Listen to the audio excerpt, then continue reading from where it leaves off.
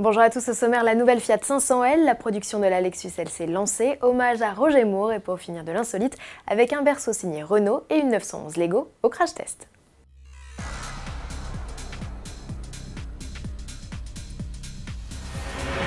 Dans la famille Fiat 500, il y a la célèbre citadine, le crossover à succès et le monospace urbain.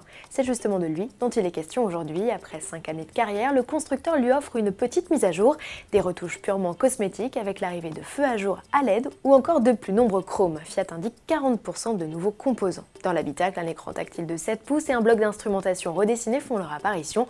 On remarque également l'arrivée d'un badge 500 sur la planche de bord et de pièces laquées plus enveloppantes. Fiat décline toujours son petit monospace en 3 versions, elle change juste de nom, celle typée tout chemin avec son sélecteur de mode de conduite, mais pas de transmission 4x4, devient Cross. La version 7 places à tout majeur du modèle se renomme Wagon et non plus Living. Les 500L conservent par ailleurs les mêmes motorisations avec 4 essences, dont une version GPL et 2 diesel. Les tarifs de la gamme 500L nous parviendront dès la semaine prochaine. Et puisque l'on parle de Fiat, laissez-nous vous présenter l'Argo. Cette citadine aux faux airs de Tipo pourrait bien remplacer la vieillissante Punto au catalogue depuis 2005. Pourrait car l'Argo a été dévoilée au Brésil et c'est en Amérique latine qu'elle va faire carrière, dans un premier temps seulement, on l'espère. En bref, toujours, Lexus lance la production de la LC. L'élégant coupé est assemblé au cœur de l'usine de Motomachi au Japon où fut produite la supercar LFA. Les premiers exemplaires destinés au marché européen sont attendus en août.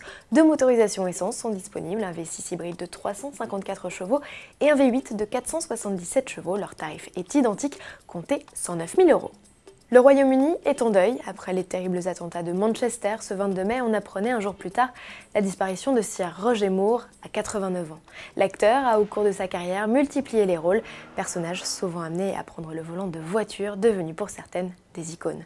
Souvenez-vous de sa course-poursuite en 2 chevaux avec Carole Bouquet dans Rien que pour vos yeux, 12e film de la série James Bond. Rappelez-vous de sa folle épopée en Renault 11 dans Paris, dans Dangereusement Vôtre, 14e volet de la saga, ou encore de sa promenade sous-marine en Lotus Esprit Amphibie dans L'espion qui m'aimait en 1977. On l'a également croisé en Volvo P1800 dans la série Le Saint ou encore en Aston Martin DBS dans le programme télévisé Amicalement Vôtre. Plus léger, pour finir, imaginez un berceau capable de calmer instantanément les pleurs de bébé. Ne rêvez plus, il existe vraiment. Imaginé par Renault et Kiko dans une pub diffusée en Argentine en 2016, le concept a tellement plu aux jeunes parents que le constructeur et la marque de périculture ont décidé de faire du concept une réalité. En quoi ça consiste? Il s'agit d'un socle à placer sous la nacelle. Elle est capable de reproduire les soubresauts de votre voiture sur la route. Un accessoire disponible dès cette année en Italie et peut-être en France en 2018. Son prix 100 €. Et un dernier petit sujet pour la route, pour une fois l'ADAC, la Fédération des automobiles clubs allemands ne s'est pas pris au sérieux et a accepté la proposition du magazine allemand City de réaliser un crash test sur une Porsche 911 GT3 RS en Lego. Comme les grandes, la miniature au 1/10 a pris place sur son rail et s'est retrouvée propulsée contre un obstacle à 46 km/h. Bilan ? Surprenant, aucun élément du châssis n'a cédé et si certaines connexions entre les éléments ont rompu, seules quelques pièces seulement ont véritablement été endommagées.